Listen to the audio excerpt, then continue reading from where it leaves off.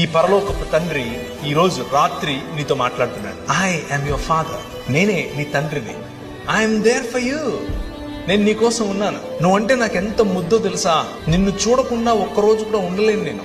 నువ్వు మాట్లాడుతుంటే నాకు అదేదో వైలెన్స్ భాషనట్లు ఉంటది. That's how your God feels about you. నీ పట్ల నీ తండ్రికి ఉండేటటువంటి హృదయం ఇది. ఎంతగా నిన్ను ప్రేమిస్తాడంటే నీ తండ్రి నీ కోసం చచ్చిపోయేంతగా చెబుతారు ఈ లోకంలో ఉన్న తండ్రులు. కానీ మా నాన్న చేసి చూపించాడు.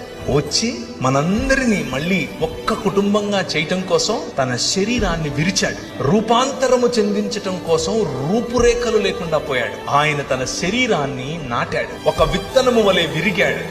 ఒక విత్తనము వలె ఆయన పగిలాడు. దున్నబడినటువంటి ఆయన శరీరం నాటబడిన తర్వాత 2 దినములైన తర్వాత 3వ దినమున యెహోవా సముఖమందు మనము జీవించినట్లు ఆయన మరణాన్ని చంపి తిరిగి లేచాడు.